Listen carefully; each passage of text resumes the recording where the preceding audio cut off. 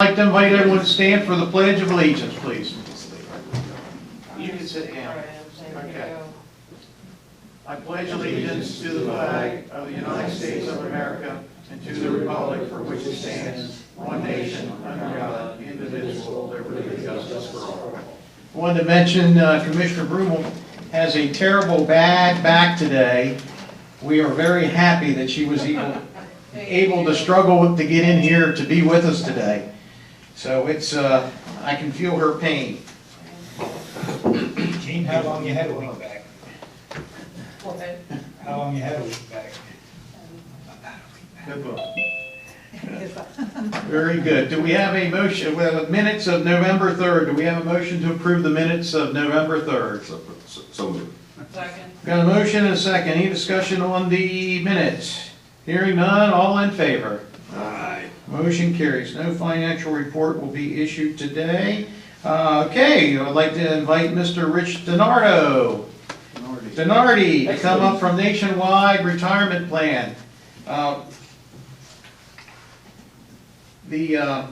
think the couple questions that came up about our retirement plan with the some of our employees just in general, and I think we wanted to get a little bit better idea of what we're talking about. Kathy, you gonna come down and join him? I am going to. All right, we got Kathy Metzler gonna join. Very good. So how do you want to open this up?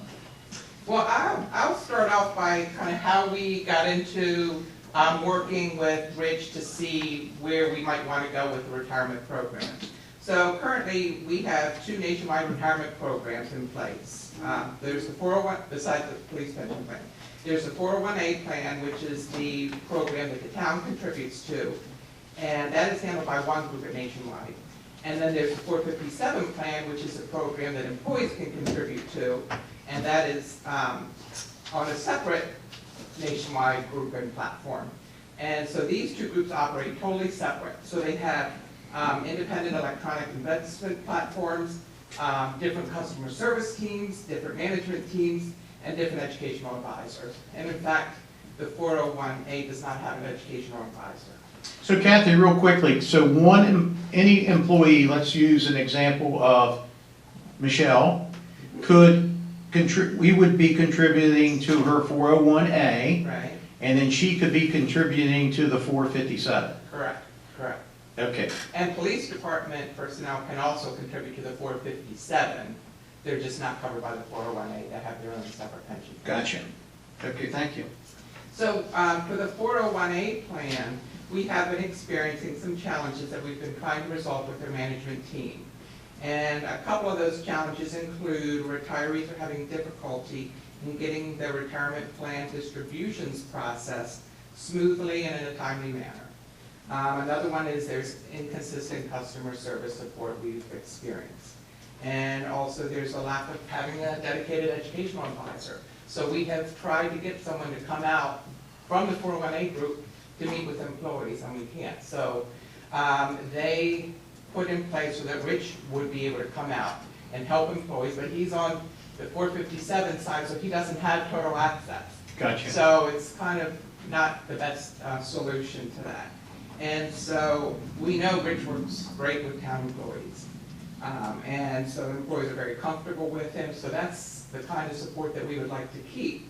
But you know, without having full access, it kind of makes it difficult to really have the level of support that is possible and should be possible for the employees that are looking to manage their retirement plans. So it was actually Nationwide that suggested we could move to one platform. And so it was at their suggestion, and that way we'd have dedicated educational support. And education is a fiduciary responsibility that the town has as an employer to provide to its employees. So really, we do want to beef that up. And this would increase the level of customer service for the employees as well. And so we started research on possibly making that move and finding out what decisions need to be made in that process. And there's quite a few of them. And so that's where I'm going to turn it over to Rich to kind of talk about some of the advantages and so on. Okay, so let me first start by thanking everyone for inviting me up, giving me the opportunity, Nationwide, the opportunity to make this. in a perfect world, this situation should have been resolved years ago. I can think of a client close by that has a 401A where it's the town's money, and the 457 where it's the employee's money going into the plan. And when I sit down with you and I pull up your account, type your name in, the 457 comes up, the 401A comes up. So we can pick which account we want to review at that time. So that's number one. Number two, the point you made. You can't about- currently do that, No, I can't because do you're it. limited to the 457 plan. Right, because it's I don't want to say an antiquated system, because I'm not a back office person. I just know that when I had to get into the 401A accounts from a plan level, where I saw like a roster of everyone with balances and so forth, I had to get someone at Nationwide to help me, the operations person on the 401A side. So I can say that in the state of Maryland, I have 34 plans, the biggest, big Baltimore County, Howard County. And I have many smaller plans on the Eastern Shore, and I have a similar situation way down south on the Eastern Shore, where it was two different systems. And we resolved that a while ago, because it's not functional. And it doesn't make any sense to be on two different platforms. It took me a while to figure out why I couldn't get into it, because it's like this black hole that the information went into. So all we're saying is, if you move on to the current platform, we can have access, and something like distributions. Distributions are easy. It's a little bit different with 457 plans. There's one thing unique about distributions. So you retire today, and you get your last paycheck next Friday. Well, as soon as Saturday morning rolls around, you have fallen off of the payroll system, and you're eligible, regardless of age, if you put the money into the 457 on a pre-tax basis, to access the funds. There is no age 59 1/2. Okay, I have a 401k.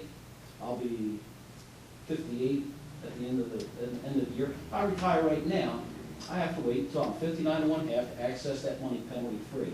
That 59 1/2 does not apply to the 457 plan. Okay, so if you want to take a distribution, you're eligible to.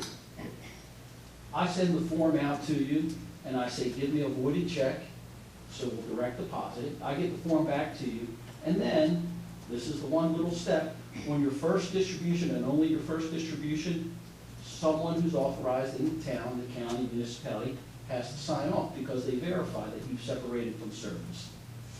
It's a no-brainer, okay?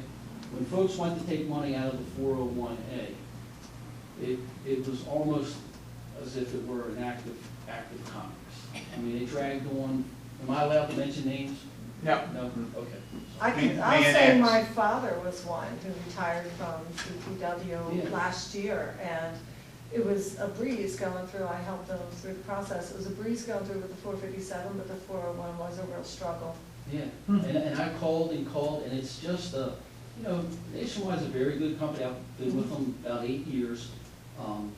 But it's like this old system, and they should just say, look, we're just gonna move everybody onto this new platform and be done with it.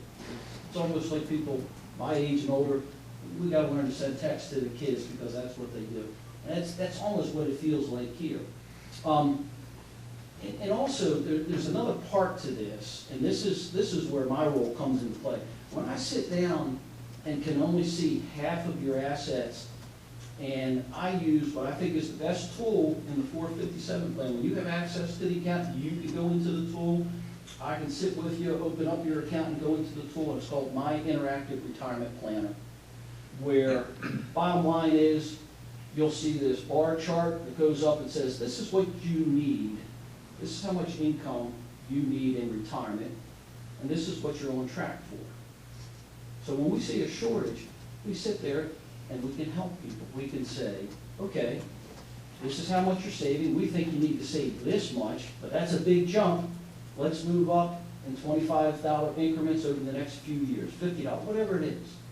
We can look at portfolios and say, maybe you're not invested the right way. If you merge the 401A onto this platform, then we'll be able to see everything so that this plan and this plan is coordinated within our tool. It certainly makes sense. Yeah. And I'll be straightforward as I can be. From my point of view, it's embarrassing that Nationwide hasn't done this. The other part of this is we come out about once a year and do plan reviews. And you can get as detailed as you want. The normal suspects that we cover is something like this. Okay, we've noticed in 2021, we've had 17 new enrollments. In 2020, we had 6. What's going on? Oh, we had a hiring spree over the water plant or within the police department. Oh, okay. Here are the rollovers. Here's the balance. We didn't really see any rollovers come in. We really can't address that. We're not sure what happened. Okay. We see some people stop deferring or this or some other information in there. We've had a lot of retirements, so people have left. So when we go through that report, we can see what's going on in the town, and we can give you that feedback. And here's a real life example. Well, wait a minute, we hired a whole bunch of people, and you're saying enrollments were flat? Yeah. Well, what can we do? What we've done in other municipalities is maybe I come here twice a year. Maybe I should come here 3 times, and maybe it should be or coincide with when you hire folks, be part of the job fair or market directly to the new folks because we think we're missing them. And we always say, when we present this plan, it's a supplemental plan, and it's a terrific benefit that the town has given you. So we can take that plan review and glean certain information. Here are the strengths, here are the weaknesses. If we merge the 401A, we're going to be able to see those balances. I just looked at some from another town last night, and it just gives you a more complete picture. And then let me conclude with this. Maybe the best thing I can say is the buck stops with me, because ultimately I rely on my plan administrator to help me with things. I rely on processing the folks that do the payroll, the deferrals and so forth, our investment group. But I go to those groups and I get the answer. I either give it to the town or I give it to the customer. So What do you need from us to make this happen? I think maybe a more maybe a complete representation when we do a virtual meeting. I think, Louis, I think they really want you to be involved in at least one meeting so you can see the overview of what we're trying to do. And then all of the relevant questions that if I were on your side of the table, okay, what's going to happen with total plan costs? Do they go up? Do they go down? 2 plans, do we get economies of scale? Does our fiduciary responsibility change, et cetera? So Would you say that, of course, we have 100% participation in the 401A. What participation do we have in the 457? 20%, 30%? that's probably a good guess. I'd have to look. So we are missing an opportunity for our future retirees to maybe participate into if they can financially afford it. Yeah, I would say across all the plans that I have, small plans, big plans, police and fire are usually in that 70–80%, they're way off the chart. And then generally 25 to 45% participation. And I think a lot of it is because people don't buy it, it has to be presented to them, Mm-hmm. right? And then, you know, in a smaller town, I live in Bel Air, a small town, it's not gonna be that complicated. We can go through and say, okay, in this department, you've got 10% participation, so we should be over there marketing to them, doing webinars, in-person things, you know, whatever's the best way to do, or to approach it. I know, like at the water plant, generally webinars don't work, you have to be there in person. But that's something that we have a discussion about, because you know better than I, how to get to those people. And a lot of people don't know, to start the 457 plan, you can start with as little as $10 per pay. Right, and on a pre-tax basis, it's going to feel like $7 or $8 coming out of your paycheck. And if you just say that, sometimes I actually see the light bulb go on above their head. They say, okay, I can do that. And I used to have, this was another plan, but I used to have, it was a tool, a compounding tool. Mhm. So it said if I invest $50 a paycheck starting today at my age, by the time I reach, let's say, age 65, this is how much I'm going to have accumulated. And, assuming a certain percentage return. And you could vary the percentage return to see the differences between, if it's really good years versus, moderate years. And that really kind of turns on a light bulb sometimes with employees as well. And then I think what we also need, if the board is, on board with us continuing to look at this process, is we do need to have representation from, the 3 areas that are impacted. So it's going to be administration with Louis and Michelle. It's going to be finance, because they handle, transmittals and things like that. And then it's going to be HR. And so it means coordinating the schedules as well, and everyone making time for it in their schedules to, this is a goal we're working toward. So I guess that's what else, if it gets approved, then it's putting it on everyone's plate that we're going to look to make this happen, and there's a process. And it's not as easy already, the couple meetings we've had, it's not just taking the 401A investment accounts that everyone has and moving it over to the 457 platform, because there's different options. So it means there's going to be some changes. And so that's what education is going to be a big part of that, so people understand where those updates are going to be and have choices. I think, I'm sorry. Go ahead. I think a lot of people get shy away from some of those plans based on you talked about projections of what you want to have in certain years and stuff. That's based on your interest that you're getting from your savings. And then after you find out 5 or 10 years later, you don't have what you say you have in there because of the interest rates been changed, or you didn't put what you say you was going to put in for that month or 2 months, you might skip. I'm looking back at when I worked at one certain place and, for 20 years, and after 20 years I had so many dollars secured or saved up, then transferred over to another company, and 5 years later it like tripled because I rolled everything over. I think when you get into these certain plans, when you talked about your 457 and your 401, it's got to really be broken down, defined, so that the person that's not so knowledgeable can really understand it, like 1, 2, 3, 4. It's a scary thing to move from one plan to the other. Combining 401 and then the 457 into one plan, first thing I would ask, what other options do I have? What other companies are invested into this plan? Those are the things that I would look for if it was me. Well, let me just make a small clarification. So, They're not separate plans. They're just under the same format. yeah, the 401A will always be a plan, and the 457 will always be a plan. We're just saying the 401A plan, the back office administration of the plan is on a different platform. And we just want to bring that onto the same platform, because the 401A is the town's contribution, right? And the 457 is the employee's contribution. We're just saying,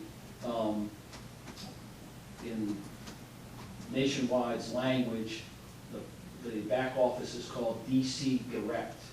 And I think that stands for Deferred Compensation Direct. That's their administration of the plan. So the 457 is on DC Direct.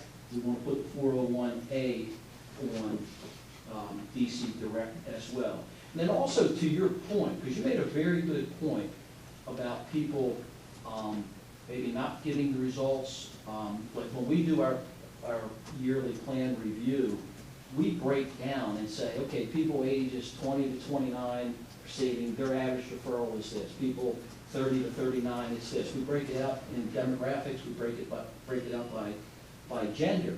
And when we do that, sometimes literally the information just jumps off the page and says, hey, we're doing great for the new people, because we got them enrolled. We're doing great for the people ready to retire, because we talked to them about the over age 50 catch-up and the special catch-up and doing things with their leave or vacation or some other benefits as they retire, if they're permitted. But we're missing the people in the middle. Sometimes we see that. So what can we do in the middle? Well, we have maybe half a dozen to a dozen different presentations. Retirement myths, take the emotions out of investing, sort of like the ABCs of how to save for retirement. So the point is, here's the problem right here. Okay, well, we have this seminar, this workshop, this focus, this marketing focus to get to these people, to reach these people, right? Because the whole goal when we sit down with anyone is to say we're going to go from A to B, and when you get to B, we want B to say that you're going to have a successful retirement because you've reached certain goals. And to your point about running the numbers and stuff, again, you know, if I was in here selling wash machines, I would lift the lid up and turn the knob and let you pour the liquid in and listen to it. When it comes to retirement planning, people are like, it's something out there.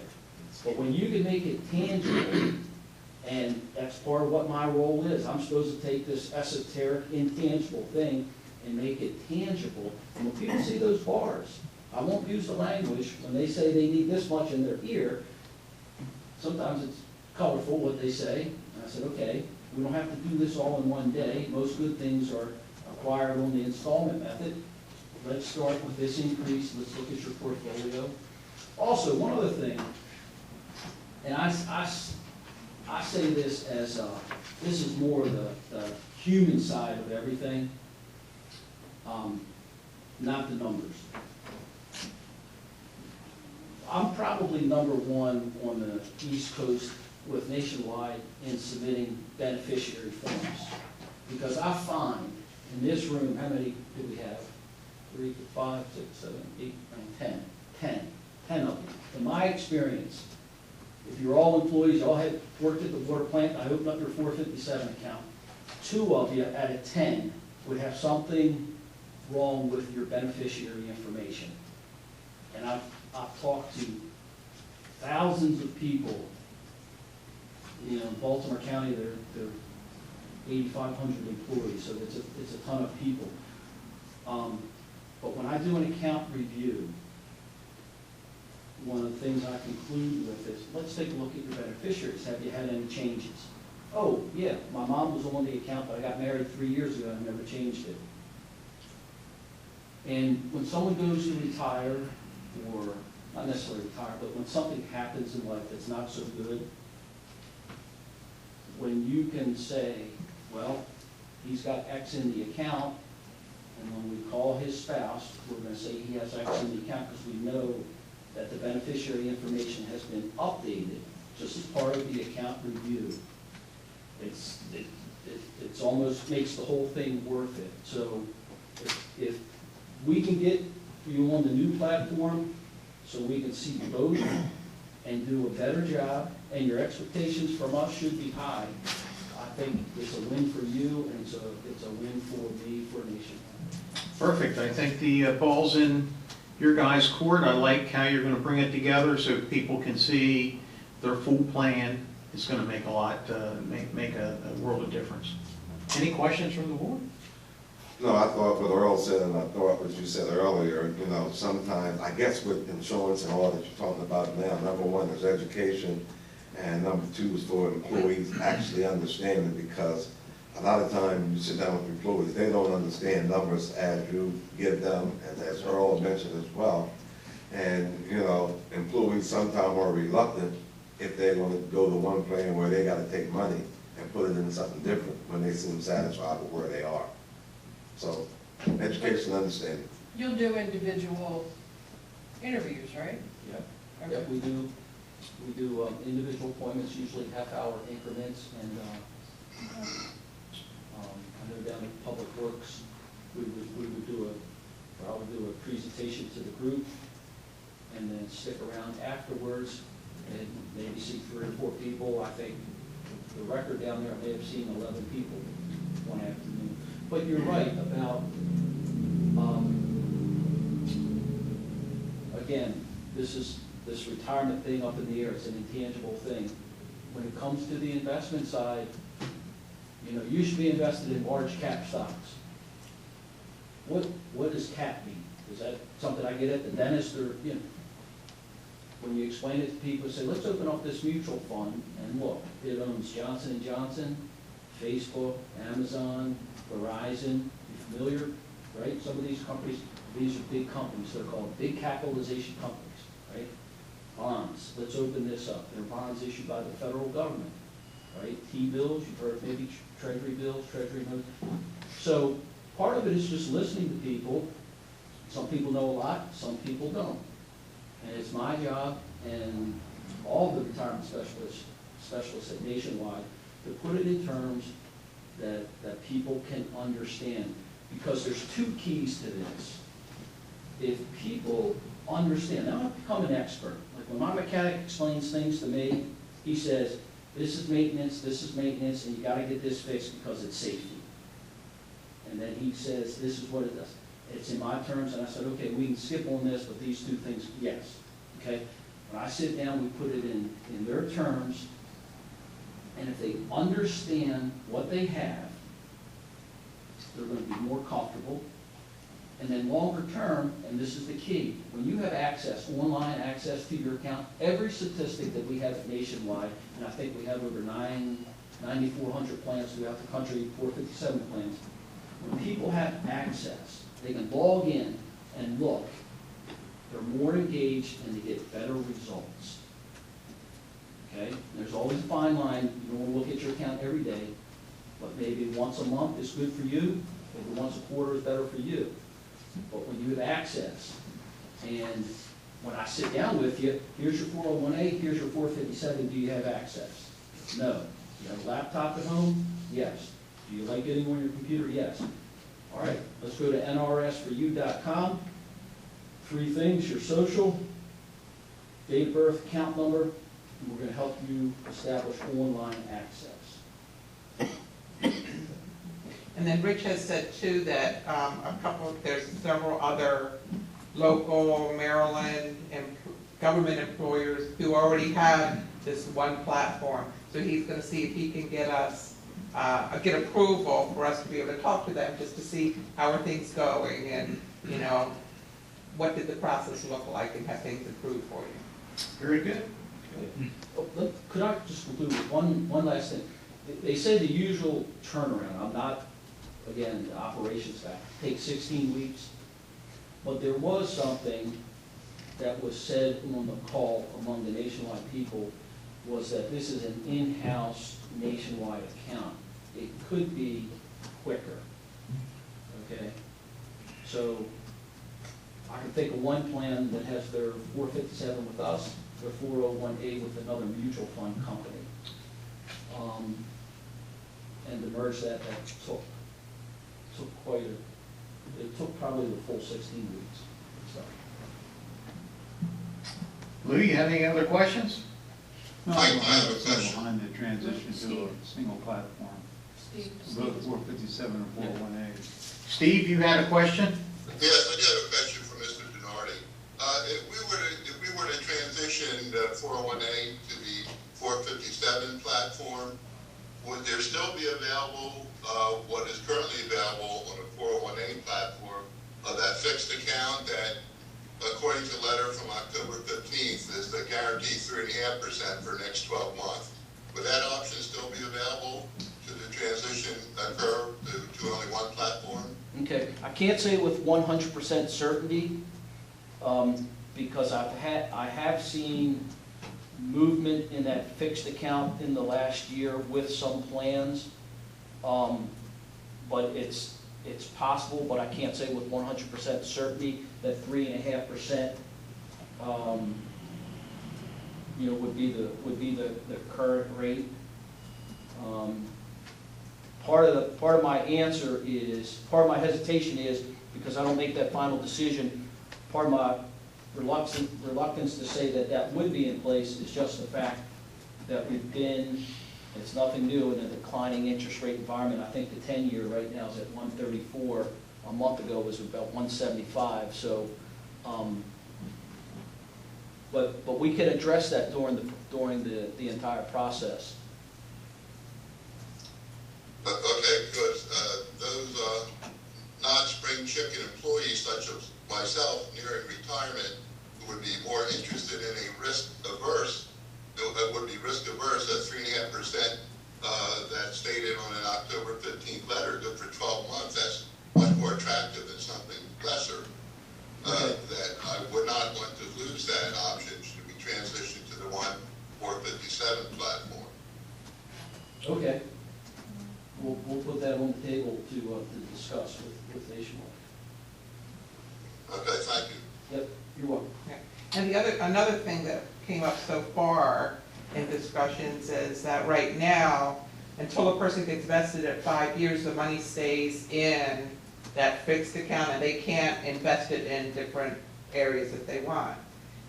And on the new platform, that is, I don't know that would be the case. So that is something else too that we would need to address and figure out, is that something that we're okay with and what the options are. I think one of the things was target date funds is, based on a person's age is one option. So there's lots of decisions as we go through this, and that's why it's a process. It's not an overnight thing. It's an education to figure out exactly where changes will be and if we're okay with whatever the new options are. And if I could also add, when that money is forfeited, it leaves that fixed account, which then puts the town at risk for, and we have lost one in their investments on the forfeited fund. Those are people that left prior to achieving 5 years in full vesting, and no longer stay in that fixed account. It goes into an other than fixed account, and the town has actually lost money on that. So I like to see that retained in a fixed type account so the town will not be exposed to losing any of its money. Yeah, and that's a discussion we have, for instance, on the enrollment side. Sometimes in some plans we have an easy enrollment where the person is defaulted into a target date fund, which is an age-based selection. But again, on the plan side, I'm not sure how to answer it, but if you said we want the default investment to be the fixed account, then I suspect that you could design it that way. Very good. Thank you so much for coming in. Okay. Thank you. All right, thank you. Okay, next up on the agenda, we got Mr. Alex Woodsoil. Are you online? Yes, sir. All right, tell me what we're talking about here today. Thank you all so much for your time. I'll share my screen in a moment here, but what we're talking about a little bit today are the street lights of the town and some opportunities that are out there for you to try and reduce operating costs with Delmarva and save a lot of money and reallocate those funds to places you may need them a lot more. I have a small presentation here. I'll try to make it as short and sweet as possible.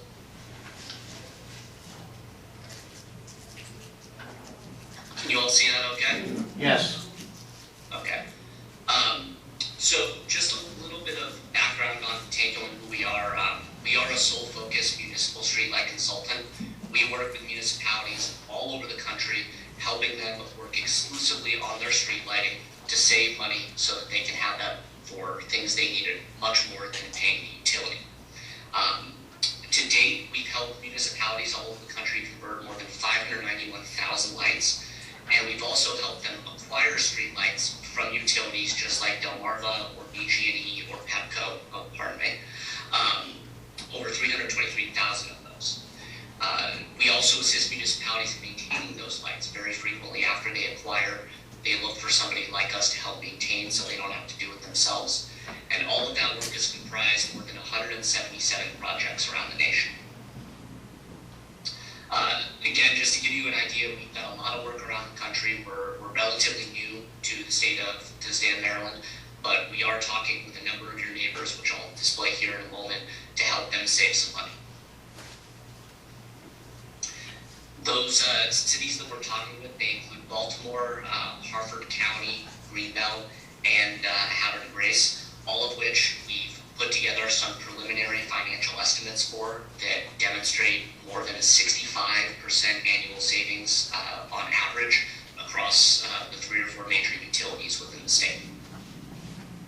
In terms of the benefits of ownership, I know many municipalities haven't thought about streetlight ownership as a way to save money. First and foremost, you can outsource every aspect of looking into this, from the support to talking to the utility, to LED conversion or maintenance. All of it can be outsourced so your staff doesn't have to take on any additional workload. As I mentioned, reduced costs is a primary benefit of, it seems to be moving on itself there, is a primary benefit of streetlight ownership. You move to a different rate structure under Delmarva, which I'll show you on the next slide, but really does allow you to cut down on those costs pretty significantly. More so than that, by hiring your own maintenance contractor, you can write in guaranteed response time. So if you want a light changed out within 24 or 48 hours of it being reported, that can be required in the contract. More so than that, I apologize, more so than that, there are smart city capabilities, the ability to dim lights, public Wi-Fi, environmental sensors, all things that are capable but require the fact that you own the street lights first and foremost. And lastly, revenue generation. 5G carriers are looking to attach to those street light poles. If the poles and lights are in your ownership rather than the utilities, that revenue goes to you. Now, in terms of a tariff change, as I mentioned, so you'll see on the left here, Schedule A is what you currently pay for a Delmarva owned and operated light. A 100-watt high-pressure sodium light is probably the most common one you have there. On average, you pay about $13.72 for that light. By acquiring and converting that light to an LED, the wattage equivalent is about 32 watts generally. That cost goes down to 78 cents. Now, of course, there are additional costs for a third-party maintenance contractor, but when looking just strictly at the tariff and the savings that it provides, that is a massive cost reduction that is within your reach.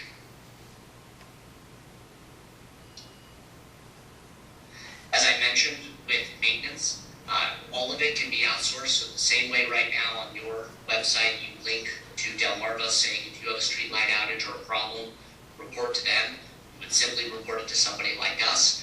We set up a call center and a website for you, completely outsource all maintenance, handling things as basic as routine responses on out lights to things as complicated as street light knockdowns or even erecting poles if it's necessary. Somebody like Tango handles all of your dispatches, your reporting, your warranty repairs, and like I mentioned, we include guaranteed response times in our contracts to the municipalities that we serve so that you're guaranteed a much better fixed time on those outages. I'm making this presentation today as I've tried to get a hold of some staff within the town just unsuccessfully to this point and wanted to provide some information to council, see if a utility bill can be provided, and Tango can run a free financial analysis. It does not bind the town to any future work or obligations of working with us in any way whatsoever, but would simply demonstrate the potential benefits of what streetlight ownership could yield from a financial standpoint, and see what the town would like to do next. That's all I have for you today. Again, my name's Alex Brazell. I'm the Senior Energy Advisor at Tango Streetlight, and I'm happy to answer any questions you might have. Yeah, Alex, thank you for the presentation, first and foremost. The question that I have, our poles that are throughout most of the town belong to Delmarva Power, I believe. So the thinking would be, would they have to be replaced to put No, your lights? They certainly would not know. So the way streetlight ownership tends to work in states around the country is when you acquire those, any standalone streetlight poles, so those are poles that are erected for the sole purpose of standing a streetlight, you would buy the pole, the arm, and the light, and all of the underground conduit remains the property of Delmarva. In the case of any overhead distribution poles, those are the big tall wooden ones that house the high voltage system, you only buy the arm, the light, and a few feet of wire to a disconnect point. And so that allows a clean arc of demarcation between what you own and what the utility owns. But anything you buy, certainly the poles themselves do not need to be replaced. They're likely in perfect working order. But part of our process is actually doing a comprehensive audit of the city's, of the town's streetlights, which helps determine the infrastructure's status, if it's degraded, if there are things that need to be replaced, and what those costs might be. I think that, and of course in our downtown area, I believe we own all our street. There's 60 lights are ours, Yeah, we own 60 lights. and they're LEDs too. Yeah, and throughout the rest of the town, I think all of our lighting is connected onto a overhead transmission line pole. And that is actually advantageous for you. The cost to purchase the arms and those lights is much, much lower than what would be a standalone streetlight pole. As I mentioned, we've helped municipalities acquire those types of lights in California, Connecticut, Massachusetts, New York. It's a very common practice, and there is a very clear process and methodology for how those lights can be purchased, and the ongoing relationship that exists between you and Delmarva to own those lights on their poles. Very good. Anyone from the board have any questions for Alex? Alex, we appreciate it, and May I ask a question? yeah, go ahead, Michelle. Alex, can you hear me? Yes, I can. Okay, my name is Michelle Henson. You and I were talking back and forth. Another question, if you don't mind. I'm not sure how all of this works, but when you provide the report on the town's, the audit of the streetlights and so forth, can you also include what the per light cost would be for maintenance and see if it offsets that $13.72 charge from BP&L down to the 78-cent cost? Can you see what the charges for maintenance would be and the different levels of maintenance program? Oh, absolutely. Part of the financial analysis that we put together, and that's really just based on a review of the bill. A more detailed audit is a larger undertaking that will require a contract with the town. But from a financial analysis standpoint, that does cover potential maintenance costs from a third party like us. It includes all of our experience as years as a maintenance contractor to give you an idea of what your guaranteed costs are versus what your potential hourly rates you'd be paying to a contractor in the field. That's the primary difference in maintenance, is that somebody like us only charges for the oversight of the system.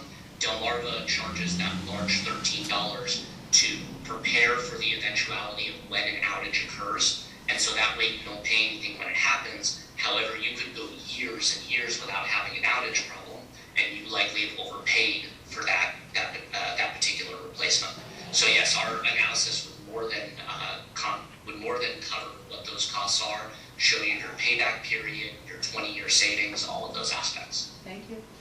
Very good. I would recommend you keep your dialogue going with Michelle, and let's see what we come up with. Maybe there's a huge savings for us, and we won't be able to do anything until you tell us some numbers. Absolutely. I'll send a follow-up email to Michelle, including some of the Perfect. information we'd be looking to get. Alex, I got a question for you. If the town enters into an agreement where we own all the streetlights, and we want to add new streetlights to a Delmarva or a Delmarva pole, they may reject the putting a light on their pole. It is possible, yes. Generally speaking, there's the National Electric Code has a distance on utility poles that a light has to be placed outside of. So generally speaking, as long as a light is placed outside of that, we very rarely see the rejection of the request to put lights on those new poles. Is that from Delmarva or is that from New York or some other place? That's from our experience with other utilities. But not But Delmarva. of course, no, it wouldn't. We're still relatively new to the state, but we've negotiated with a number of utilities with the same type of attachment. It's a very clear relationship that usually doesn't create any hardship. Okay, thank you. Thank you so much for your time, and we'll ask you to keep in touch with Michelle with this. Absolutely. Thank you all very much. Thank you, Alex. Okay, how about, give me one of those books there, Charles. Thank you. All right, next up, we've got Chief Carolyn Rogers.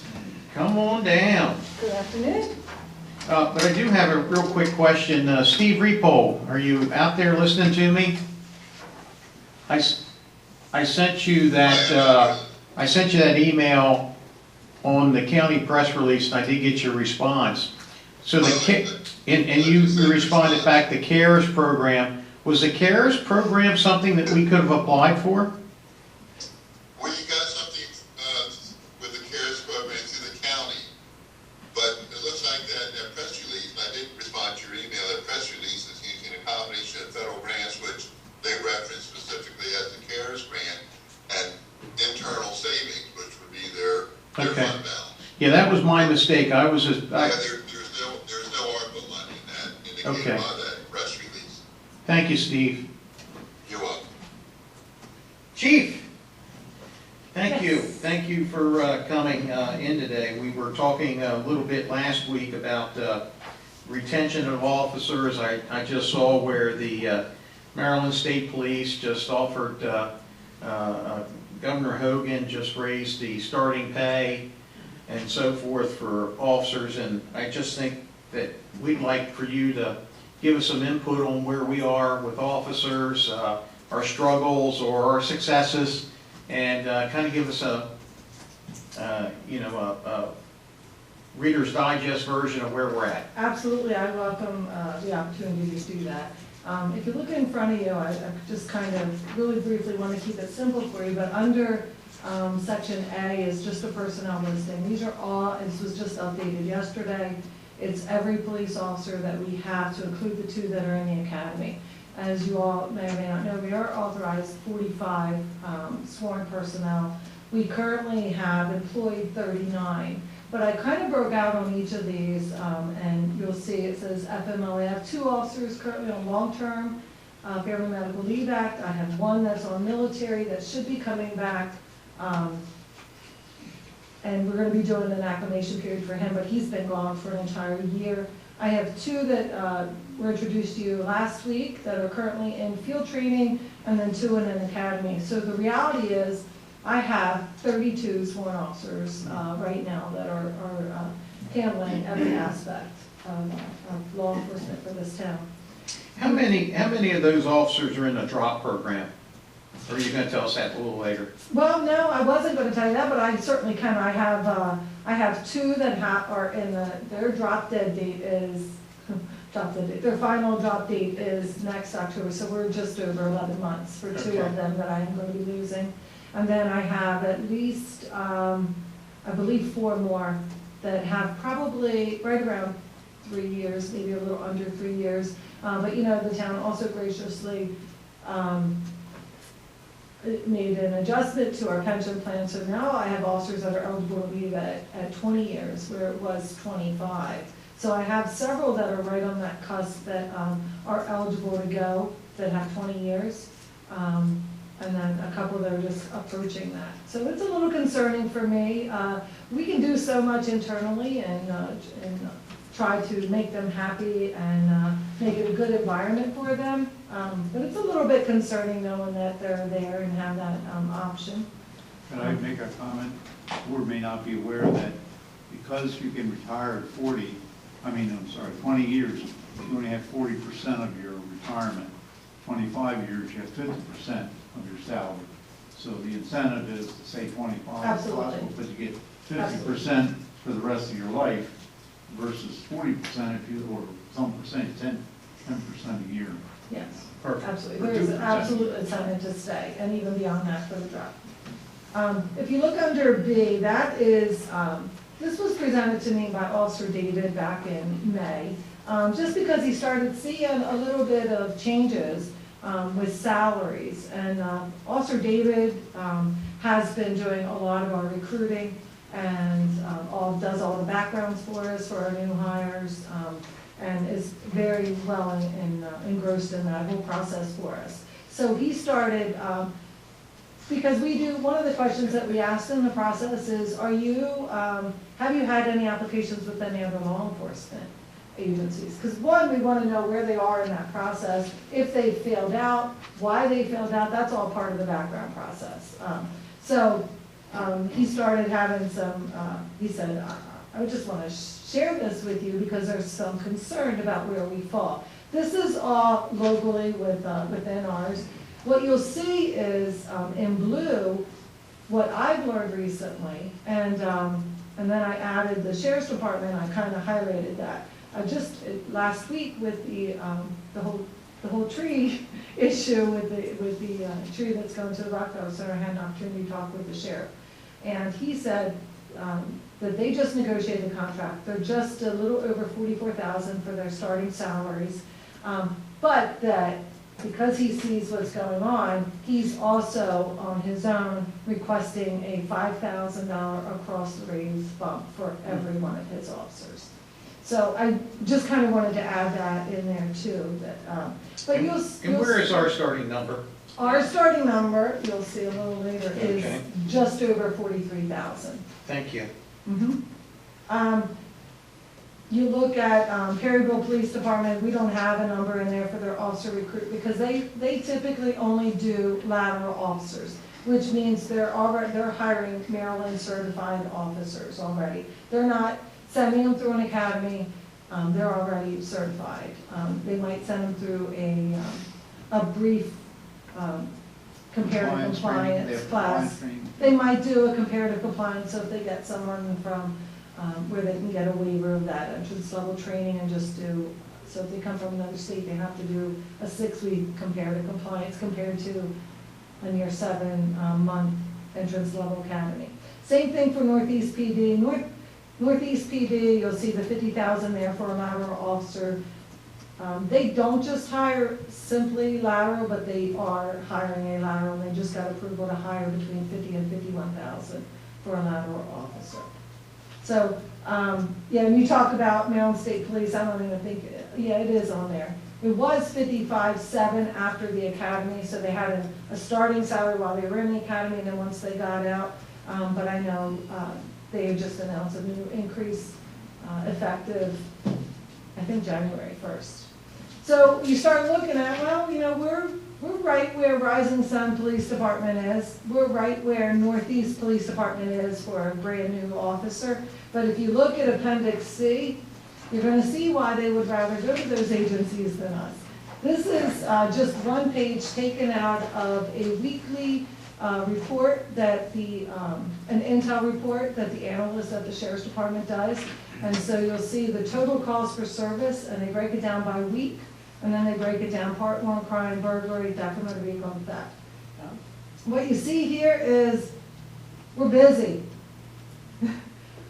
Where Rising Sun Police Department had 19 calls in a week, the week ending November 1st, the Elkton Police Department had 227, which is comparable to the Sheriff's Department at 235, and actually over the last couple weeks, is when our numbers got a little lower than the sheriff's department. Prior to that, we were handling more calls than the sheriff's department. It's just been because we've been extremely proactive in pushing a lot of the crime out of the town, that our numbers got just below the sheriff's department. This has been a big part of that gun violence task force and us working collaboratively with them. And I think, I don't know if you guys remember, when I first took office, we lost one of the officers and we lost him to the sheriff's department. And we started asking him, why are you leaving? I think I told you. His one response was, we're too busy. We're too busy. And what he was sharing with my officers is, he went 2 weeks and only wrote 4 reports. My officers do that every single day. So, for the same amount of money. And I can only tell you, and you can ask any one of them, since I've become chief, their work has increased. So I have absolutely put more and more on them, and every one of them is stepping up to the plate. That includes my civilian staff.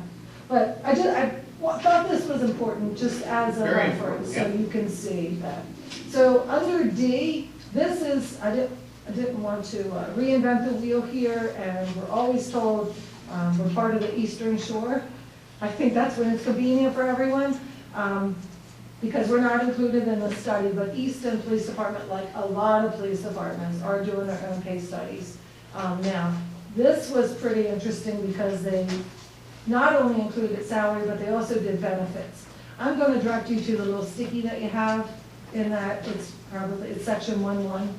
And that talks about simply starting salaries. And you'll see, Elkton Police Department's not on here, but I put on your sticky where we currently are. We are currently at $43,368.16 for our entrance level officer. And you'll see that would be, there's only 3 on the Eastern Seaboard in this study that are less than we are. If you look, if you do have the time and you want to go through the rest of the benefits, I would say that we are right in line with benefits and what they provide in every other. There's, a holiday here or there, there's something here or there in every one of them, but I think we're right on task with that. If you look at the very next section is E. Real quickly, if you have an officer that is currently at 45 or 46,000 and you're proposing to start a new person at 48, where do you put that person at? Do you move them up to 48?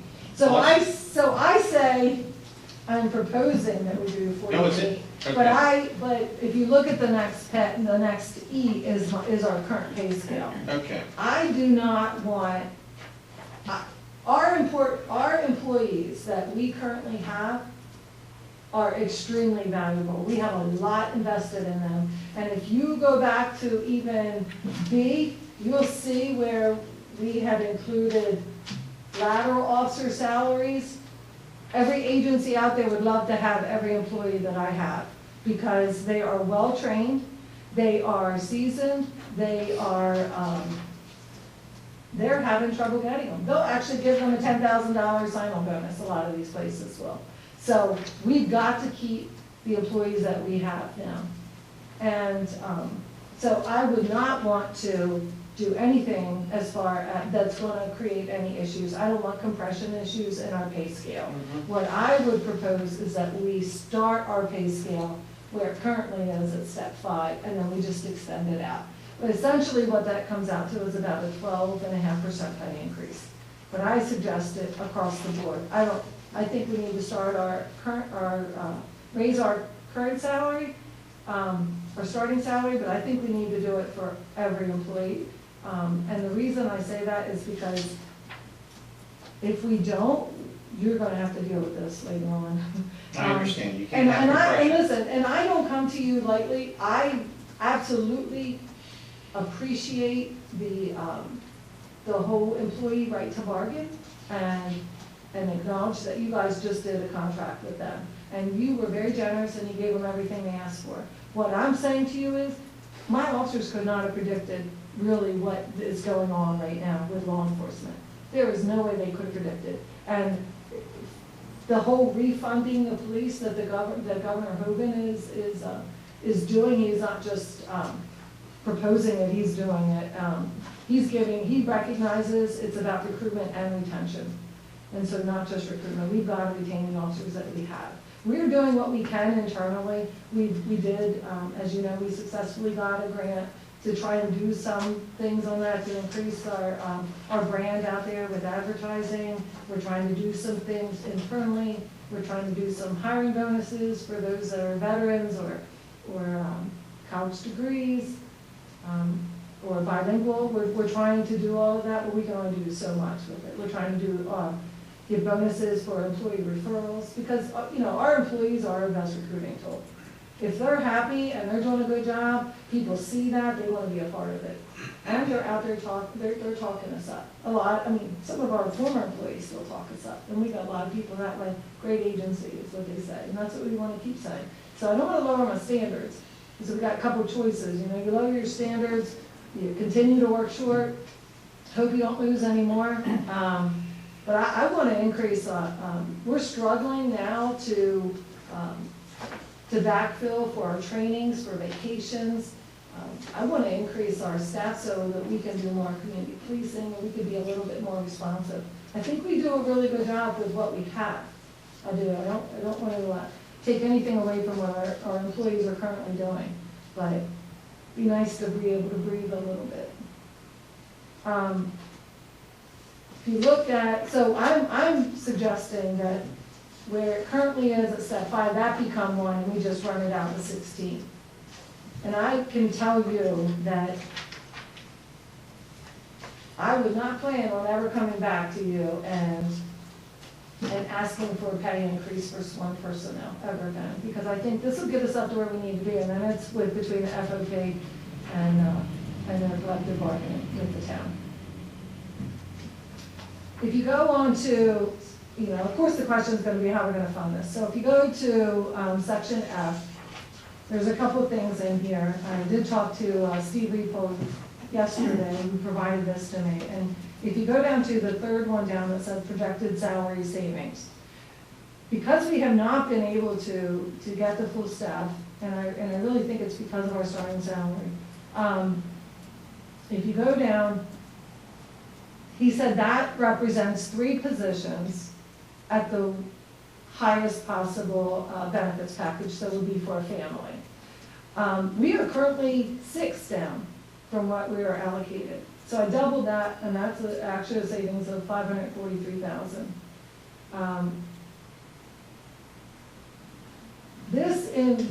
These salaries also include the 3 part-time crossing guards, which is represented on the second page.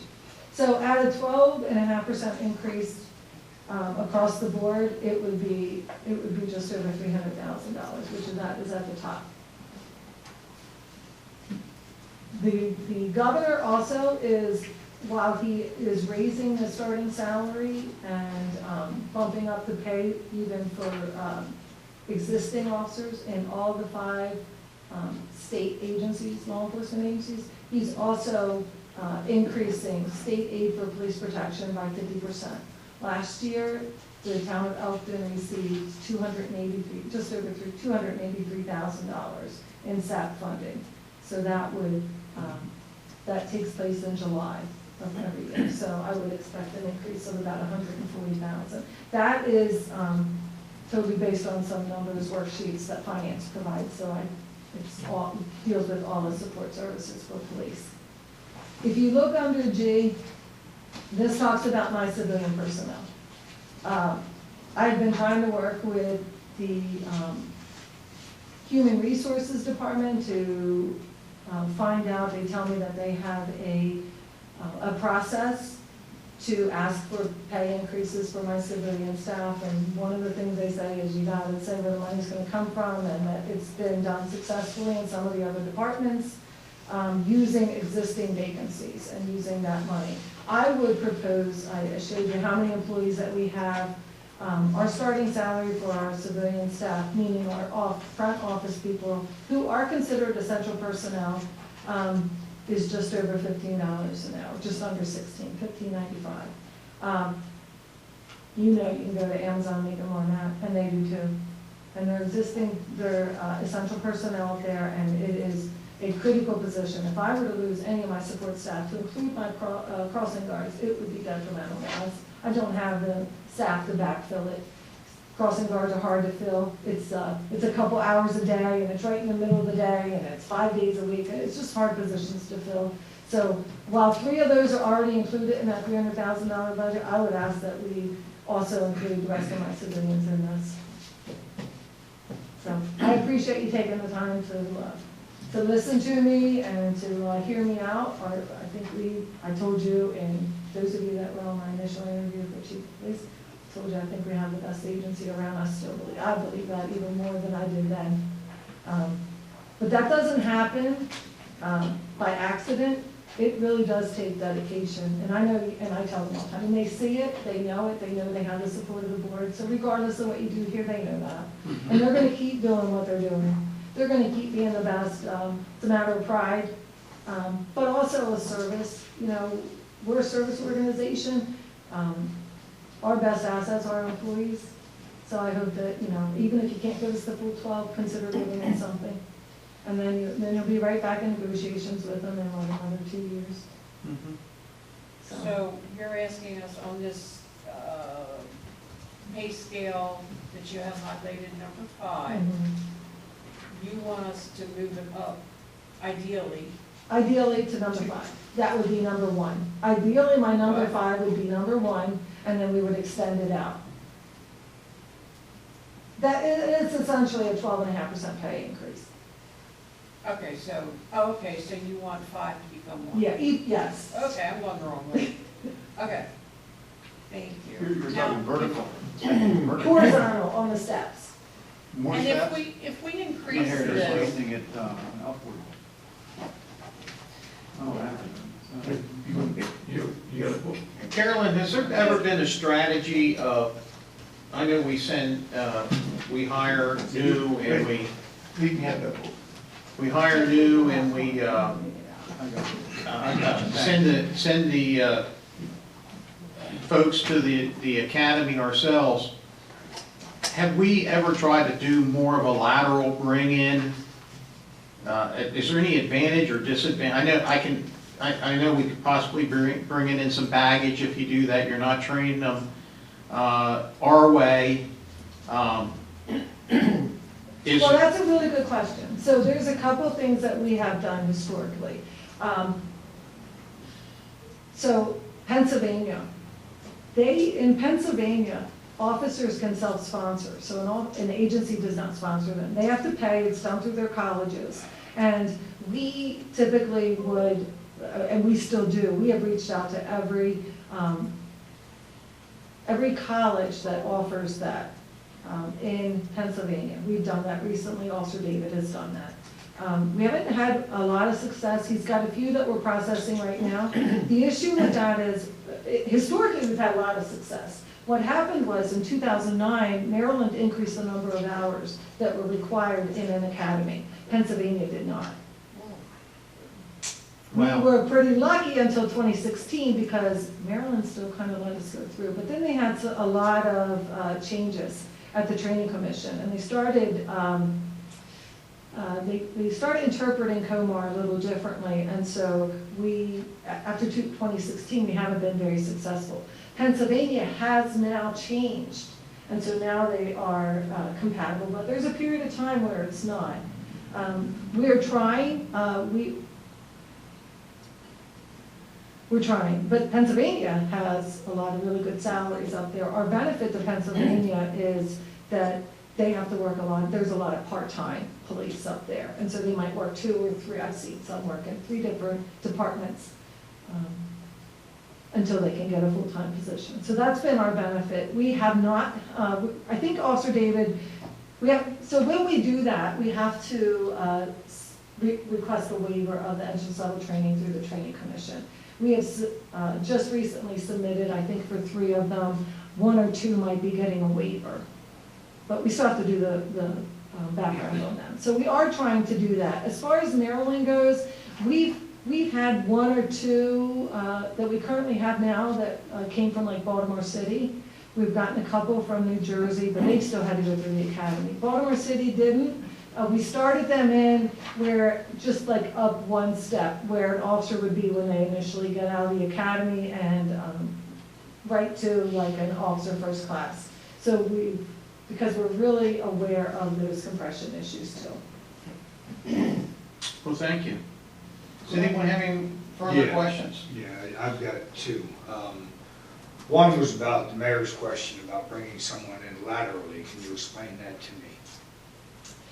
Yeah, laterally basically means they're already certified, and so we don't have to send them to training. It doesn't cost us for the academy, it doesn't cost us for their salary while they're in the academy. So there is definitely a benefit to that, and we've done that a lot with Pennsylvania, because then they just attend the brief training that's the comparative compliance. We have tried to do that. We haven't had a lot, there hasn't been a whole lot of applications from them. We reach out to them. We don't make them take our written tests.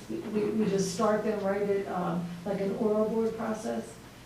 But you do hear sometimes you're just getting some people's So problems. they come from another agency, They could come from another and agency. does it matter how much time they have in this other agency? So that typically has been left up to the chief and HR to decide where they go. Historically, we've only moved them up one, so they would be right where an officer is right now off the street when they get out of an academy and Okay. out of field training. Now, the term compression, which I think I have a handle on, but we were talking about, what if you have an officer who's already at 48? Do we bring him to the minimum, or do we bump him $5,000 up, like we're bringing from the bottom? Is that what you mean? That's what I mean. I mean do it across the board so that you don't have those issues. Because, you know, if you were to do that, you could bring somebody in, probably make it more than one of my corporals. Mhm. And we don't want to do that. Right. All right. I just wanted to be clear on that, thank you. Yeah. Despite us talking about the salary issue, which I think is important, and certainly, do you, as the chief of police, have one-on-one and a personal relationship with your officers throughout the year? I know you got the command evaluates and what have you, but you're sitting at the top, and you get a chance to talk to each of your officers. I do, and I have an open door policy. I want them, I respect chain of command, and I want them to talk all the way through, but I do. I regularly attend, well, as often as I can, I attend roll call trainings. I helped an officer do a strip search yesterday. I mean, I'm hands-on. And everyone is. My secretary does a lot of my social media now. She helped us with this recruitment grant. There was 3 of them, my secretary, myself, and Lieutenant Ford. We all worked on that recruitment grant. So we all will dive in and do whatever we need to do. As I do try to stay very hands-on. Chief, the one thing I noticed on one of these charts, Mhm. years to retirement, we're lower than anybody. We are, and that was just recently when you guys did that and helped accommodate someone who had gotten injured. Most places, now, our average, our full retirement is still considered 25. And I don't know if they have an early retirement option on these or not, it's not really clear. Okay, But so, I put ours in there as our early retirement option. Our retirement for full retirement is still considered 25 at 50%, which is comparable to what they've got. yeah, all right, thank you. And what if an officer stays 30 years, does that go Still up? 25%. No, the percentage does not go Still up. changes. Yes, the percentage does not go up. They do have an option now for the drop, but then they have to leave at 30 years. Where if they don't enter the drop, they could stay indefinitely. Could I add 2 things? Yeah, go ahead, John. I deal with Elkton Police Department in a couple of different capacities, and one of them is in my role as defense attorney. And I regularly subpoena the body cam. And I think as an attorney and just as a citizen, one of the biggest concerns is what's going on out there at 2 o'clock in the morning when everybody here is asleep. You might want to watch those, because the level of professionalism of our police department is as good or better than any in the state. It's excellent. Thank you. That's not an accident. Because they're on camera.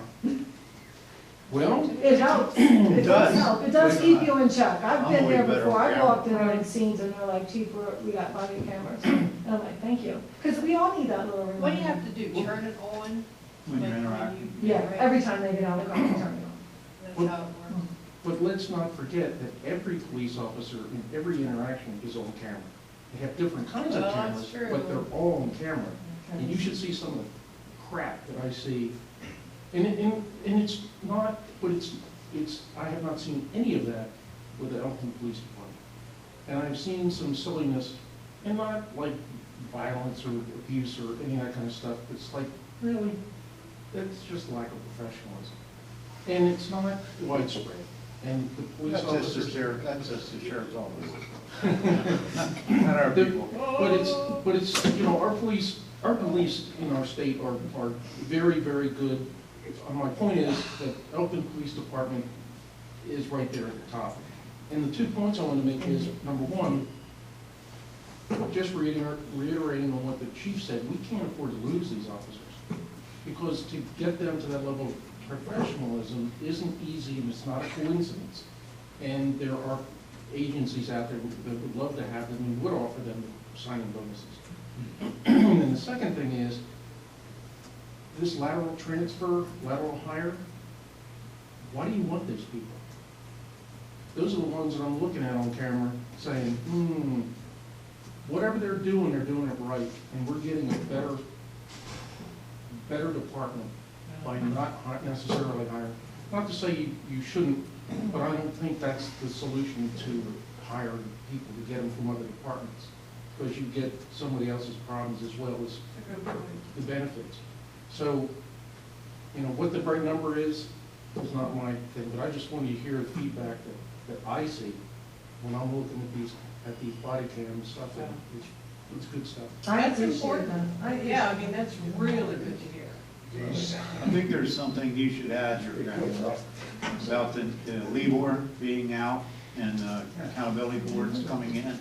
I don't know if the board's aware of that or not. Okay. We may have talked about that a little bit, but with the police reform that's coming on, right now, if a citizen makes a complaint, we investigate it, and then it comes to me, and I make a decision based on that finding on what the discipline is going to be.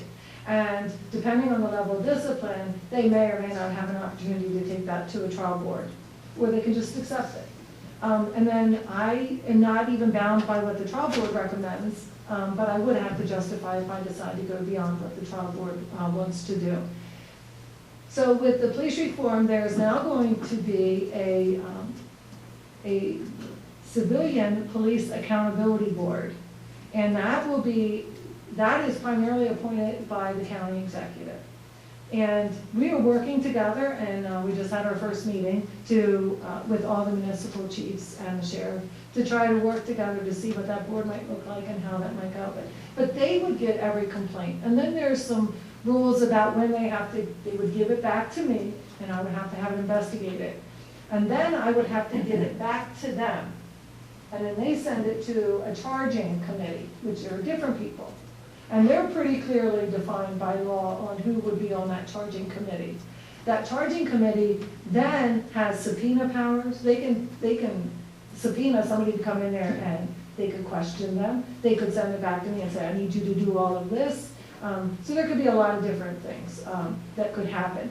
But the state is required to come up with a disciplinary matrix. So that charging committee would decide then if they decided they violated policy or there was some kind of wrongdoing, they would tell me in what matrix I have to pick from. They would decide what the penalty is going to be. And I have to adhere to that. I can go higher, I can't go lower. But one of the big differences is though that the officer could take anything to a trial board. But that trial board then has to be, there's an administrative judge that has to sit on that. Guess who's going to be paying for those administrative judges? I'm sure it's going to be us. Yeah. So there's going to be a lot of changes that are coming down the pike. And one of the things that officers used to have that kind of solidified that process. There's a thing called, that Lewis referred to as LEBOR, it's the Law Enforcement Officers Bill of Rights. That's kind of gone out of the window. Officers now, if there's a complaint made against them, 3 years has passed, and they were exonerated, they can have that expunged from their record. After July 1st, that will no longer be the case. It will always be there. And so some of my really active officers, and especially on some of these units, they could get some complaints, and then, I mean, it could look like they're bad officers when Where's they're this not. coming from, the state? Yeah, this is law. These were laws that were changed last legislative session. First I've heard of it. Really? Well, that's why there's been a lot of upheaval, and that's why you saw, I lost at least one officer because of these things. So When you were referencing. is there a projected date for this committee to be formed and become active? So the training commission has also been tasked with coming up with some kind of training for this charging committee. But all this takes, and they don't have that yet, but all of this has to be in place by next July 1st. So we're working on it. Like I said, we just had our first meeting, and there has to be another component. There's so many components. This is just one. How are these committee members going to be selected, do you know? So we're looking to come up with some kind of resolution now that the county can pass that will kind of say what these can be. They cannot be any active law enforcement, but they could be some retired law enforcement. But what we want to do is we want some retired, but we also want civilians on there because, and like I told them, these laws weren't made because of us. Because we're doing what we need to do as chiefs in this county. I think we're taking care of the problems when we have a problem officer. Because you can do all the vetting you want, you're still going to have some, they're going to make mistakes and, you know, but. Is there an assistant state's attorney on any of these? No, no Okay, assistant so it's not a- attorney. okay. No, county attorney has been involved with Executive Schwimberger on this. He was in a meeting Wow. with us, so we are aware of it. We've got it. There's a database part of this where they need to be able to log on and see where the status of their case is. Every department has to do that. The county has graciously offered to, since they're going to create one, they're going to do one for each of us, and it'll look like you're logging into ours. Every agency is required to have an advocate to walk through. So if you make a complaint against one of my officers, I have to assign somebody else to you, an advocate that keeps you posted and apprised of every part of that process. So there's some good things I think we can learn from this, but it's also going to put a little bit more of a burden on us. So be prepared next budget. I'm probably going to ask for civilian staffing too, just to kind of help out. And I think there's a lot of things that our officers do now that civilians could probably do. And that way put the officers out there doing the enforcement and doing what only they can do. But yeah, there's a lot going on right now that we're trying to keep apprised of. Well, it's also, it also weighs on an officer too, because Oh, yeah. LEBOR was a very good mechanism by which police protected themselves in a sense. And under having a civilian committee that evaluates a complaint throws a whole different weight on an officer. As to, Well, and those complaints against an officer used to be considered personnel files.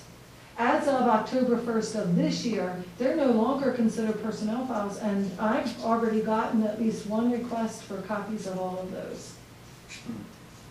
And that's a huge undertaking to try and do that, because you have to do some redaction. We don't have them electronically, and so that's a whole other issue that I'm dealing with. But yeah, it kind of puts everything out there. Imagine, you know, somebody made a complaint against you in your employment, now it's out there for anybody and everybody to That interpret sounds as like they a want. very It's, potentially scary situation. for Well, some that's why a officers. lot of people have retired out of law enforcement. That's why a lot of people aren't earning into the profession anymore. All of these things, and Liz makes a really good point of that. There's a lot going on in the world right now. We're dealing with law enforcement. I think we're really fortunate, though, not just in this town, but even in this county. I think most people are pro-law enforcement, and even the officers, you know, they tell me all the time, we'd rather work short than work with a problem. And they've been working very short for a long time. I've actually personally been tracking pen to paper Every time we get someone, every time somebody loses, since 2009, November 2009. I told you today we have 39 officers. 2009, we had 39 officers. You know, Mayor, I that know. our residential community, our business community has increased, the number of crimes, the type of Yeah. crimes have changed. And then the concern about Southfields. I gotta get up to Yes. speed now, because when Southfields comes in, I was just taking notes over there the other day next to John with all of the residences and things that are coming into town, so, Well, It's a yeah, real that's what I concern. was thinking too. You're gonna get a lot more residential yeah. problems. And this isn't new, I had these conversations with the former chief, you know, we've got to do something, we've got to do something, so. But I think we're there now. Yeah, so any consideration you have, I appreciate. Thank you so much. Thank you all. Thank you. Thanks, chief. Chief, did you ever get the money for that, new system you were gonna try to do, the, you know, where the training? A simulator? Is Yeah, that what you're talking about? yeah. Well, no, we actually hadn't even applied for any simulator money. I think that's where it would have to come from, there's some grant funding. But I just haven't seen one that's available for that. We did apply, we're waiting to hear back on a gun violence reduction grant for some equipment to help us in that endeavor, but we're still waiting on that. And that would also enhance our body worn camera. Since we already have them, I was looking for some enhancements. Anytime an officer pulled their weapon out, it would automatically activate the camera. Because I don't want them worrying, if you've got to pull your gun out, I don't want you worrying about whether or not you put your camera on or not. But I definitely want to get it on camera. So that, and also one in the car, anytime the lights came on, it would automatically activate it. And if, let's say I pull up on your traffic stop and I don't have mine on, if I got within a certain area, vicinity of your car, it would automatically activate mine as well. So we want that, because we want it Yeah. from all angles, Yeah, you know? I mean, jeez. Did you tell them about the shield?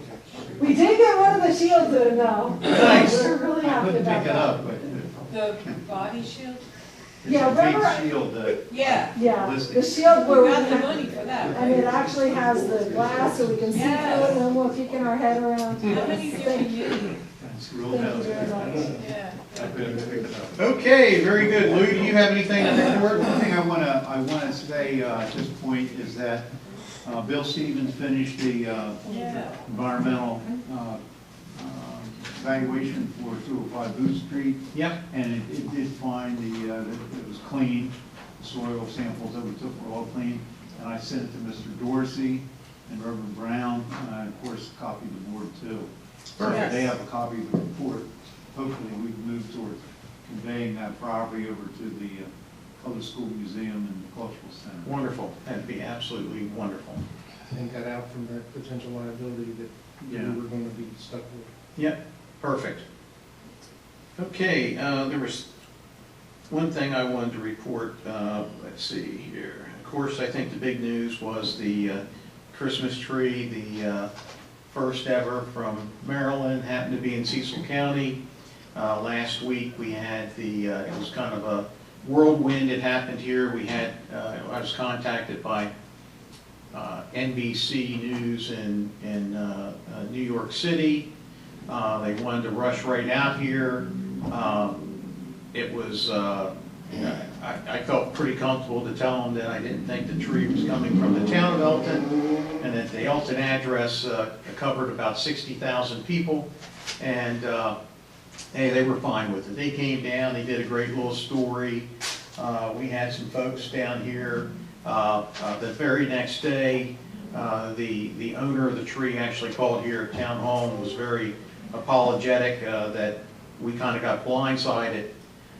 The Rockefeller Center PR people were supposed to reach out to the county and to the town of Elkton to make them aware of what was happening, and I guess they may have not made it to that point yet. But what was interesting, now that the news is out, that Devin Price, whose tree it was, I've actually been to that home, and I coached his son, Wesley, in Little League. So it was real interesting that when he called me, he said, actually he called Town Hall first, and he mentioned that, because I'm glad he did, because then I started putting it all together, how I knew him. I was up there for a birthday party, and it was, it's interesting to connect the dots. So I had asked Mary McGall to take a look at train, maybe a train trip from the town. The train trip was probably a little bit more expensive, and I think she's still waiting to hear back from like Delaware Express for the bus trip. But myself, I'm personally going to go up Monday, December 13th. I booked my tickets today. I'm going to go up to the Big Apple and see the tree. So just wanted to let everyone know, if you want to go up on Monday, December 13th, I think there is going to be a group of Elktonians that are heading up from the greater Elkton area.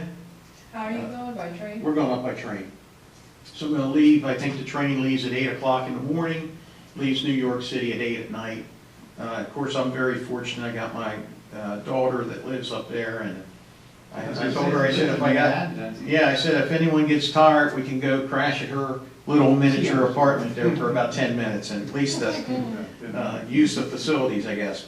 The other thing I wanted to mention was there was we talked a little bit last week about the Veterans Day celebration, Veterans Day holiday for employees. We were bouncing back and forth with a lot of different things. And I think we never formally made any type of motion or discussion about Veterans Day. I think we wanted to discuss it more. I think to react to have it off tomorrow would be very difficult to do with all the ceremonies and the action that's going on. My recommendation would be, let's see what the new year brings. If we want to move forward with it with another holiday next year, let's take a look at it. I want the board to know that every time, and this is just my estimate, and we could ask Steve Repole to give us a better estimate, but every day that we give off is about $25,000 to $30,000 in payroll. So just, Increase. Right? yeah, I mean, not a decrease. Increase. Increase. For overtime, for people who are working. That's correct. So it's, every day that we give off is a pretty big number, and I just want to let the board know that. I don't know how our holidays were picked previously. I don't know if we went along with the federal charts. If we did, then I would have thought that Veterans Day would have been included, because I know the banks are off tomorrow. I think at one time, I think someone said that the employees got to choose the days that they wanted off. That's what I was going to recommend. Yeah, how did we get where we never included Veterans Day? I've been here for 30 years as an administrator, and I don't think this discussion ever came up from the time I started till the day that it'd be a holiday by now. You know, amazingly, the educational system, it never has Veterans Day off either. Not that that makes a difference, but I guess different counties and different places look at it differently. How many days off by calendar year you're gonna have anyway? Yeah, I know the bank, I was in there today, and they said that they had tomorrow off. I guess where I'm bouncing back and But forth. schools don't. Schools don't. And we gave, I think, well, of course, I knew Juneteenth is going to be a national holiday. That's one that we added to our calendar for next year. But I would just like to ask the board just to think about it. We don't, my opinion is we can't give out tomorrow. It's just too quickly to react to that. But I would say that as we get into next year and we do the posting, let's throw some input, give it some thought, whether we want to do it or not do it. Or look at the other holidays that we have. Are we giving off too many days? We got great employees. We got a great team here. But it seems like I also want to say, how much more do we need to give, or do we have to give? That we have to balance out with our residents and the amount of money that they do, and that we use as taxpayers' money. I'm just throwing that out there. I'm flexible either way. With that, talking about Veterans Day, there's two ceremonies tomorrow. There's one at the American Legion, and there's also one at the Elkton VFW, and they both happen to be on the at 11 a.m. Tomorrow, so they're both at the same time. So I know that the American Legion is doing a ceremony out here at the Armory, at the Doughboy tomorrow, and the VFW, I believe, is having theirs inside their facility. So I think Jean has volunteered, if her back can hold out, that she would attend the Doughboy, and I think Commissioner Gibbons said that he would stop by the Doughboy also, or would you rather do the VFW? Whatever you want me to do, so we can make it equitable, I guess, wherever we want to be. I need a backup just in case. Yeah, Well, just I'm fine. the Doughboy, or, and then I'm gonna try to make both. you're gonna try to make both. I know Rob said he'd go to the VFW. Chief, are you gonna attend one? I am, I only knew about the one at the Doughboy. Yeah, the I'm willing VFW, to go. that would be great. So if you go to the Doughboy as a backup, we'll have some type of Okay. representation. I've got a couple of things that, well, tomorrow, they're gonna cut down the tree tomorrow morning. I'm gonna do my best to go up there. I think it's 8 a.m. But I think it's open for anyone to go up there if you can get close enough.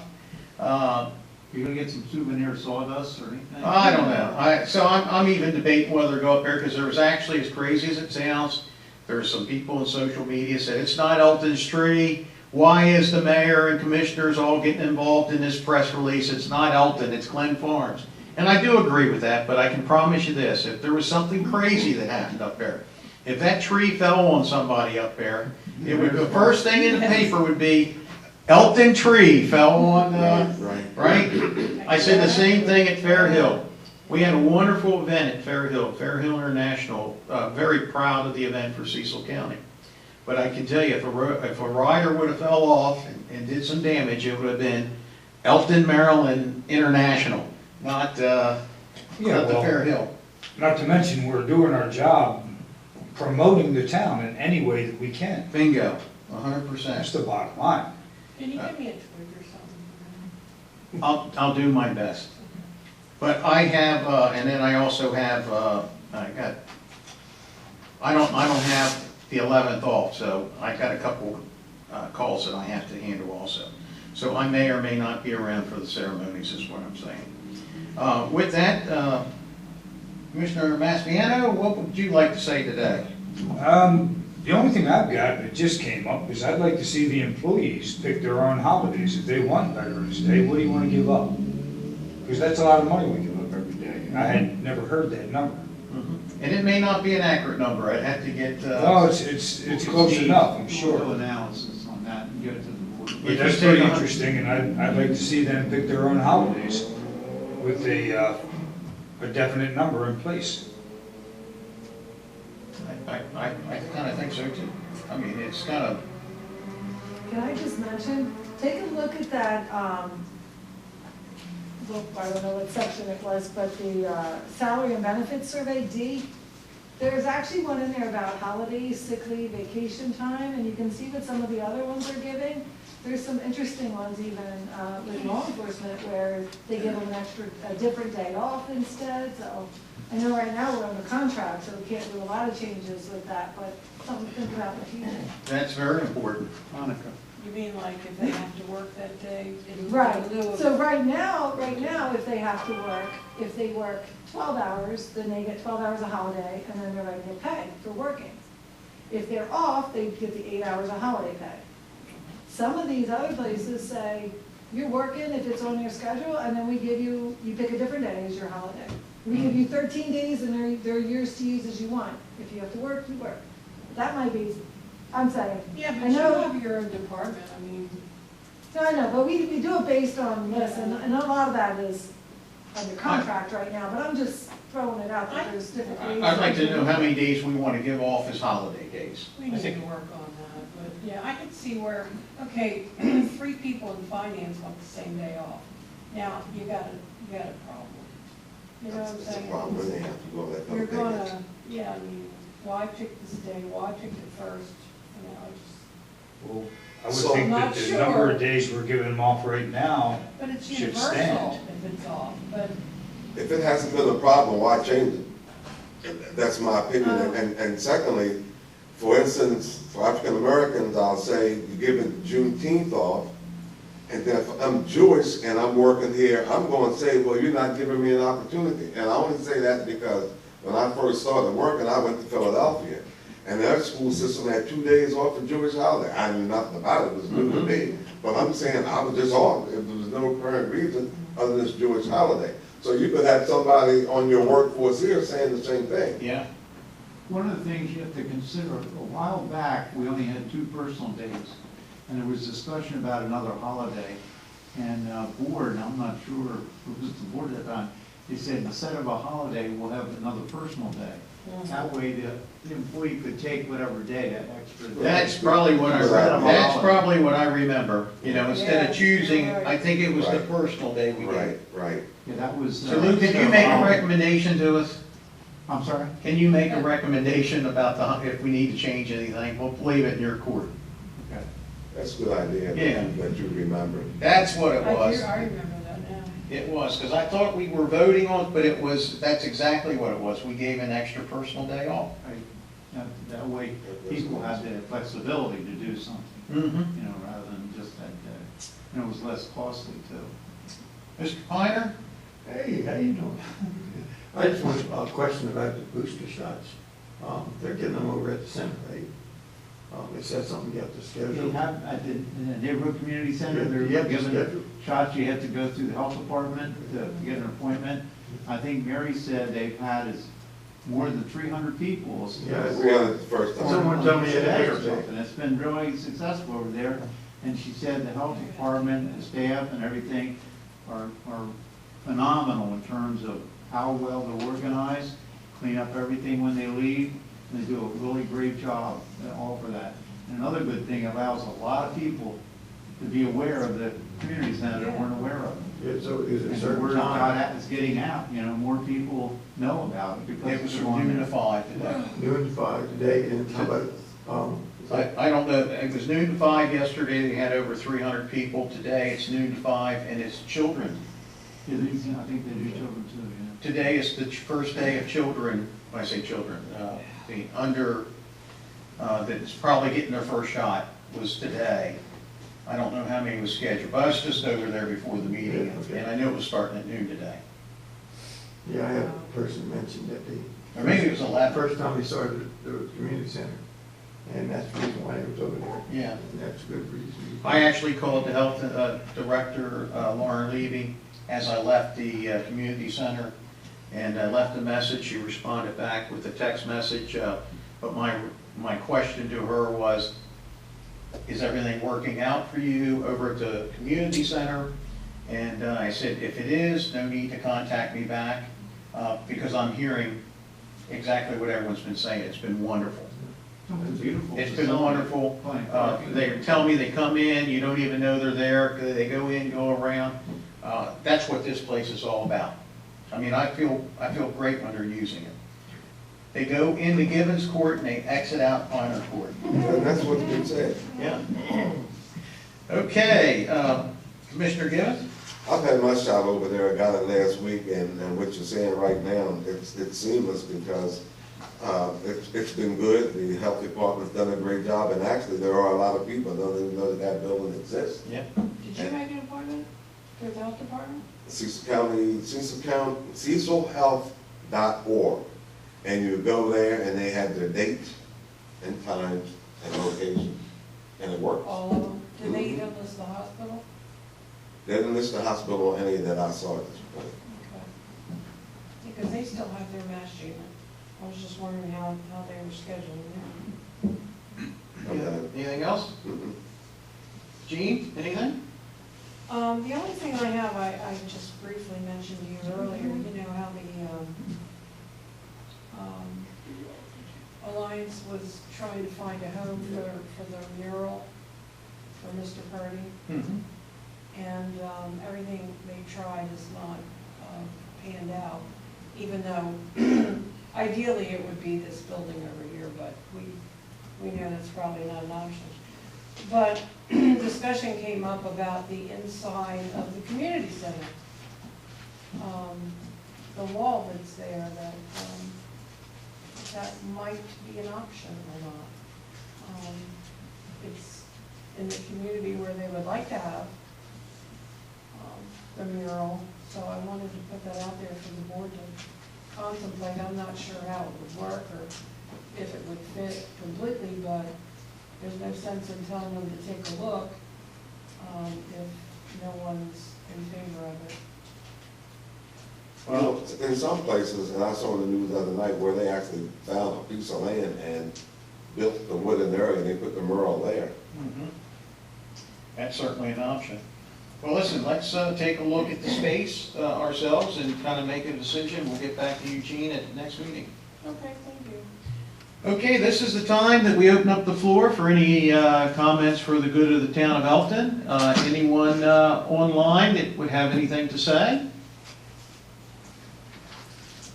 Seeing none, I'm going to ask the board that we're going to have a closed meeting, and then we will not reconvene. So I'd like to have a motion for a closed meeting to consider a matter that concerns the proposal for a business or industrial organization to locate, expand, or remain in the state. I'll make that motion. We have a motion by Rob and a second by Second. Charles. Any discussion? Hearing none, all in favor? Aye. Motion carries. Thank you. This meeting is adjourned, and we